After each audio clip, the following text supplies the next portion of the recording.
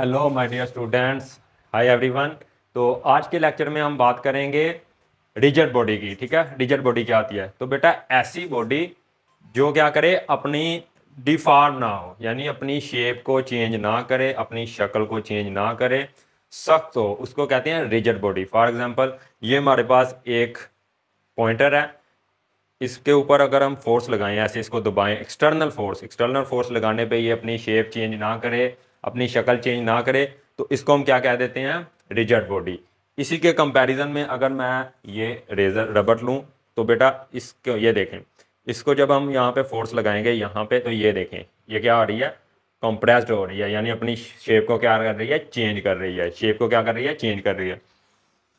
तो जो बेटा रिजिड बॉडी होती है वो क्या होती है? इनकम्प्रेसिबल, यानी उसको हम कंप्रेस नहीं कर सकते, उसको हम स्ट्रेच नहीं कर सकते, खींच नहीं कर सकते। ठीक है, और भी क्या कर सकते, उसको हम बेंड नहीं कर सकते, ऐसे मोड़ नहीं सकते। लेकिन इसके बरक्स जो हमारी नॉन रिजिड बॉडीज होती हैं उनको हम बेंड भी कर सकते हैं, कंप्रेस भी कर सकते हैं, और क्या कर सकते हैं? स्ट्रेच भी कर सकते हैं। तो ये है एक फ़र्क रिजिड बॉडी के दरमियान और नॉन रिजिड बॉडी के दरमियान। अब ज़रा हम इसको ज़रा अपने, ये तो हो गया हमारा कॉन्सेप्ट, यानी आपने दिमाग में बेटा डाल लेना है कि हर वो बॉडी जो डी फार्म ना हो, डी फार्म का मतलब शक्ल ना बिगड़े, उसमें बेकार ना आए, वो बॉडी क्या आती है? Rigid body. अब ये तो हो गई हमारी कंसेप्चुअल डेफिनेशन, लेकिन अब हम इसको देखते हैं थोड़ा फिजिक्स के अंदर, यानी फिजिक्स के अंदर क्या कंडीशन है रिजिड बॉडी के लिए। ठीक है, तो फिजिक्स के अंदर बेटा इसकी इस तरह से डेफिनेशन की जाती है। फर्ज करें ये हमारे पास एक रोड है,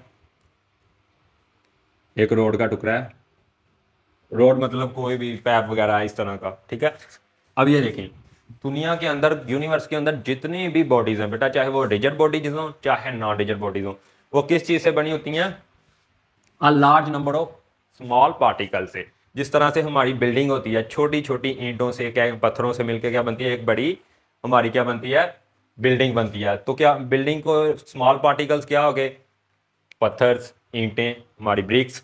तो इसी तरह से हर बॉडी, फर्ज कर लें आप, फर्ज कर लें, मान लें, इमेजिन करें, बल्कि ये समझे कि ये हमारा वाइट बोर्ड एक रिजिड बॉडी है। आप रिजिड बोर्ड, इसके ऊपर फोर्स लगाएं, क्या ये अंदर को कंप्रेस हो रहा है?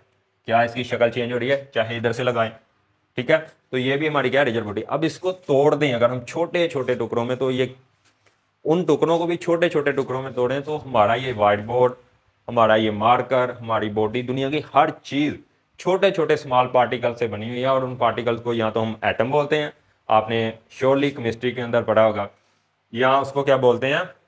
मॉलिक्यूल्स। मॉलिक्यूल क्या होते हैं? थोड़े ग्रुप ऑफ एटम्स। ठीक है बेटा, तो हर चीज किससे बनी होती है? स्मॉल पार्टिकल से। ये फंडा हमारा क्लियर हो गया। अब ये बॉडी भी किससे बनी हुई है? चीजों से, स्मॉल पार्टिकल से। तो इसके अंदर होंगे छोटे छोटे पार्टिकल्स। तो आप मान लें ये पार्टिकल्स हैं इसके अंदर, ये। अब देखें बेटा, फिजिक्स के अंदर इसकी डेफिनेशन ये है रिजिड बॉडी, कि जब हम इस पे कोई एक्सटर्नल फोर्स लगाएंगे, एक्सटर्नल फोर्स यानी बाहर से कोई फोर्स लगाएंगे, जैसे इसके ऊपर मैं बाहर से ऐसे फोर्स लगाऊं, तो क्या होगा? इसके अंदर के जो पेयर्स हैं, यानी जो पार्टिकल्स हैं, आप कोई भी दो नंबर पार्टिकल्स मान सकते हैं, उनको पेयर बना सकते हैं, जोड़ा। तो उनके दरमियान जो डिस्टेंस होगा, यहाँ पे मान ले डी है, यहाँ पे मान ले D1 है। तो बेटा जब हम फोर्स लगाएंगे तो ये बॉडी का डिस्टेंस चेंज नहीं होगा। क्या नहीं होगा? डिस्टेंस चेंज नहीं होगा। और अगर हम इसी को ज़रा ब्रीकी से समझें, तो कहने का मतलब यही है कि जब हम फोर्स लगाएंगे तो इसकी शेप डिफॉर्म नहीं होगी, इसकी शेप में बिगाड़ पैदा नहीं होगा। मान लें कि यहाँ पे एक पॉइंट हम यहाँ पे मान लें इसका, और एक पॉइंट यहाँ पे जहाँ पे मैंने उंगली रखी है। अब चाहे जितनी मर्जी मैं फोर्स लगाई जाऊँ इस पे ऊपर, तो यहाँ इसके दरमियान जो डिस्टेंस है वो कम होने वाला नहीं है। तो डिस्टेंस क्या रहता है? कांस्टेंट रहता है। आप जितनी मर्जी फोर्स लगाएं इस पे, इसके दरमियान डिस्टेंस क्या रहेगा? कांस्टेंट रहेगा। डिस्टेंस क्या रहेगा? कांस्टेंट। तो जो बुक पे डेफिनेशन लिखी हुई है बेटा, वो इसी की यही है, a body composed of large small particles. ठीक है, स्मॉल पार्टिकल से बन गई body. Know if it's internal, अगर इनके अंदर के पार्टिकल्स के पेयर के दरमियान जो हमारा डिस्टेंस है वो अनचेंज रहे या कांस्टेंट रहे। किस तरीके से? जब इस पे ऊपर कोई एक्सटर्नल फोर्स लगे तो उस बॉडी को क्या कह देते हैं? Rigid body. ठीक है, तो उस बॉडी को क्या कह देते हैं? Rigid body. ठीक है, लेकिन एक राज की बात और है, वो मैं अभी आपको कुछ टाइम के बाद बताऊंगा। तो अभी हम इसकी देख लेते हैं थोड़ी सी की पॉइंट्स। तो बेटा रिजिड बॉडी की सबसे पहले ये एक स्टैंडर्ड डेफिनेशन जो है, जो वो पढ़े। In physics rigid body is an idealised concept, यानी फिजिक्स के अंदर ये जो कॉन्सेप्ट है ये आइडियलाइज है, यानी इस तरह की कोई परफेक्ट, तो बेटा नोट करने की बात यही है कि दुनिया में कहीं पे भी कोई भी परफेक्टली 100% परफेक्ट रिजिड बॉडी मौजूद नहीं है, कोई भी नहीं। यानी आप इसी को रिजिड बॉडी मान रहे हैं, अगर इस पे फोर्स ज़्यादा लगाएं, हम किसी ऐसी चीज़ से इसके ऊपर फोर्स लगाएं जो कंप्रेसर होते हैं, जो लोहे को भी दबा देते हैं, तो ये भी क्या हो जाएगा, कंप्रेस हो जाएगा, और इसके दरमियान जो डिस्टेंस है वो क्या हो जाएगा, कम हो जाएगा इस पार्टिकल के दरमियान। अब हम इसको इधर से पकड़ें, इसको इधर से पकड़ें, ऐसे दबाते जाएं, तो एक फोर्स, लिमिटिंग फोर्स तक तो ये डिफॉर्म नहीं होगा, लेकिन उसके बाद ये क्या करना शुरू कर देगा, डिफॉर्म होना शुरू हो जाएगा, यानी बिगड़ना शुरू हो जाएगा। तो लिमिटिंग केस होता है बेटा, जब तक आप एक लिमिट के अंदर फोर्स लगाते हैं, लिमिटिंग फोर्स, तो जब तक आप बेटा इसके ऊपर लिमिटिंग फोर्स लगाते हैं तो वो क्या रहती है, रिजिड बॉडी। अदरवाइज वो क्या हो जाती है, कंप्रेस्ड हो जाती है, नॉन रिजिड बॉडी बन जाएगी। तो ये पॉइंट आपने नोट करना है अपने नोट्सों के अंदर, इन द यूनिवर्स या in the world not any body is perfectly rigid body, कोई भी बॉडी परफेक्टली रिजिड बॉडी नहीं हो सकती, ठीक है। चलिए जी, तो अब ये बॉडीज जो हैं अपनी क्या शेप रखती हैं, फिक्स शेप होती है, बता दिया। यानी रिजिड बॉडी होगी तो इसके अंदर बगाड़ पैदा नहीं होगा, यानी अपनी शेप को वो क्या करती हैं, मेंटेन रखती हैं। फोर्स को मेंटेन रखने का मतलब क्या बेटा, और अपनी शेप को मेंटेन रखने का मतलब कि इन दो पॉइंट्स के दरमियान, कोई भी आप दो मान लें, चाहे ये वाला और ये वाला मान लें, इनके दरमियान डिस्टेंस सेम रहेगा। जाहिर सी बात है, जब वो कंप्रेस ही नहीं हो रही तो उसके जो अंदर पार्टिकल हैं उनके दरमियान डिस्टेंस कैसे चेंज है। इसकी एग्जांपल आप यहाँ से ले लें, अगर हम इसको कर रहे हैं कंप्रेस, ये देखें, तो यहाँ पे जो दो पॉइंट हो गए उनके दरमियान तो डिस्टेंस तो कम हो जाएगा ना, ये देखें, तो ये कंप्रेस हो रही है, फिक्स शेप नहीं है। अब दूसरी बात था इनफाइनाइटेसिमल डिफॉर्मेशन, यानी मैंने बात की कि ये सिर्फ आइडिया लगाया जाता है। जैसे हम आइडिया लगा लें कि मैं दुनिया के अंदर किसी ऐसे इंसान को या ऐसे शख्स को दोस्त बनाऊंगा जो बिल्कुल भी, जिसने कभी जिंदगी में गलती ना की हो, तो ये आपने आइडियलाइज कर लिया अपने को, खुद को। हाँ बताइए, ऐसा कोई मौजूद होगा?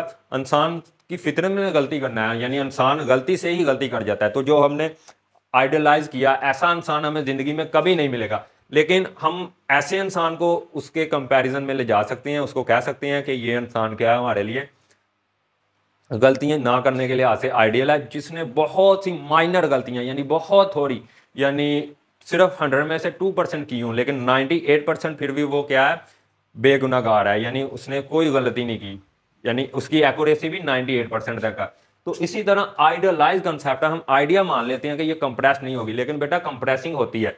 जब आप इस पे यहाँ से फोर्स लगा रहे हैं तो यहाँ पे भी इसकी ये सतह जो है थोड़ी सी कंप्रेस हो रही है, लेकिन इतनी कम हो रही है कि हमें महसूस नहीं होती। जैसे ये लिखा है इनफाइनाइटेसिमल डिफॉर्मेशन, ना होने के बराबर। जैसे हम एक ऑब्जर्वर है, ऑब्जर्वर को बेटा बैठा देते हैं समुद्र के किनारे या अपने स्विमिंग पूल के किनारे जो घरों में बना होता है। अब उसमें से आप एक घूंट पानी का निकाल लें तो क्या फ़र्क पता चलेगा? वो कहेगा कि पानी जितना था उतने का उतना ही है, ठीक है।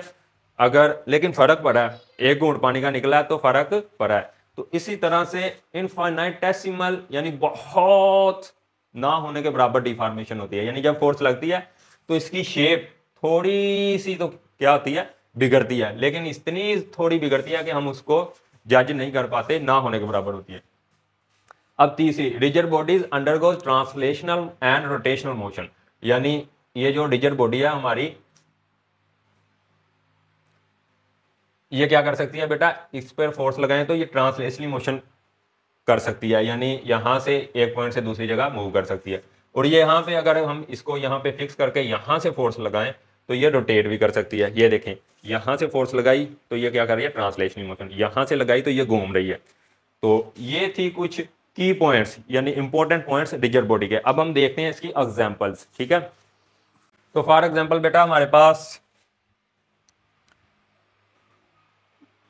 आयरन रोड, तो लोहे का रोड जो हमारे पास है वो क्या आता है, एक रिजिड बॉडी होती है, यानी उस पर हम फोर्स लगाएंगे तो इसमें डिफॉर्मेशन नहीं होगी, ठीक है। तो वो क्या होती है, रिजिड बॉडी। यानी डिफॉर्मेशन का मतलब ही बेटा वही है जो आपकी बुक के अंदर डेफिनेशन लिखी हुई है, यानी उसके जो अंदरले पॉइंट हैं, पार्टिकल्स हैं, उन पार्टिकल्स को अगर दो पॉइंट मान लें तो उनके दरमियान डिस्टेंस चेंज नहीं होगा, डिस्टेंस चेंज बेटा नहीं होगा। यही चीज डिफॉर्मेशन का सीधा सीधा मतलब यही बनता है, ठीक है।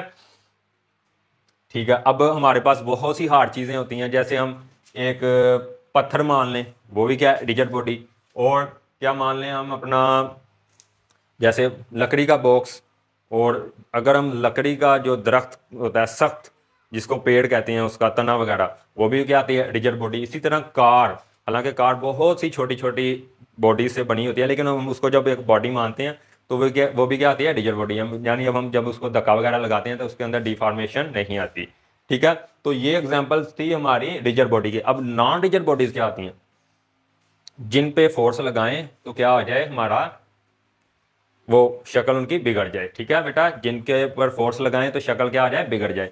फॉर एग्जांपल, मिसाल के तौर पर हमारे पास जो रबड़ होती है, कोई भी जिस चीज़ जो रबड़ की बनी हो तो वो क्या होती है, नॉन रिजिड बॉडी होती है, क्योंकि उस पर हम फोर्स लगाएंगे तो वो क्या हो जाएगी, बिगड़ जाएगी, डिफॉर्मेशन हो जाएगी। उसके जो पार्टिकल्स हैं उनके दरमियान डिस्टेंस क्या हो जाएगा बेटा, कम हो जाएगा या बढ़ जाएगा। तो आप एग्जांपल ले लें एक रबड़ को, उसके ऊपर दो पॉइंट लगाएं, उनको समझ लें, लेट कर लें कि ये हमारा एक पॉइंट है, पार्टिकल है, ये दो पार्टिकल है, इनके दरमियान डिस्टेंस आपने मान लिया 1 सेंटीमीटर 2 सेंटीमीटर डिस्टेंस।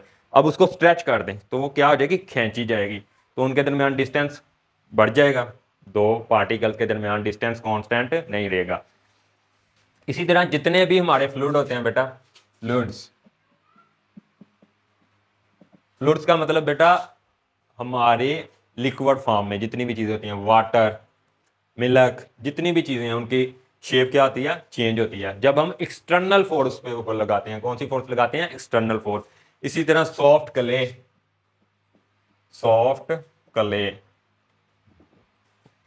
जो नरम मिट्टी होती है, ठीक है, वो भी हमारी क्या होती है बेटा, एक नॉन रिजिड बॉडी होती है, ठीक है। तो ये था फर्क रिजिड बॉडी के दरमियान और नॉन रिजिड बॉडी के दरमियान, और रिजिड बॉडी का कॉन्सेप्ट आई होप आपको समझ आया होगा। अब ये देख लें डेफिनेशन एक दफा फिर पढ़ लें। In physics rigid body is an idealised concept. हकीकत में ऐसी कोई बॉडी दुनिया में मौजूद नहीं है, हालांकि सबसे सख्त भी माने तो पत्थर को, लेकिन पत्थर के ऊपर भी जब एक लिमिट से ज्यादा फोर्स लगाई जाती है तो बेटा वो क्या होता है, फट जाता है, टूट जाता है, डिफॉर्म हो जाता है, ठीक है। तो ये आइडिया बना लेते हैं कि यानी जो बॉडी 90% इससे कंपैरिजन करेगी वो उसे हम क्या कह देंगे, रिजिड बॉडी कह देंगे। लेकिन फिर in case of limiting force, force limited होनी चाहिए। अब देखें इसी तरह use to describe an object that does not deform, जिसकी शक्ल में, वो ऑब्जेक्ट जिसकी शक्ल में बेगाड़ पैदा ना हो या उसकी शेप चेंज ना हो, व्हेन एक्सटर्नल फोर्सेज, जब हम उस पर एक्सटर्नल फोर्सेज लगाएं। तो इसके अंदर तो फोर्सेज लग रही हैं, ठीक है, वो अभी आपको ना भी समझ आए तो आगे समझ आएगा, लेकिन जब हम बाहर से बॉडी के साथ छेड़ाछेड़ी करें, उसको पुल करें या पुश करें या फोर्सेज लगाएं ऑन इट, तो उसके अंदर बगाड़ पैदा ना हो, ठीक है।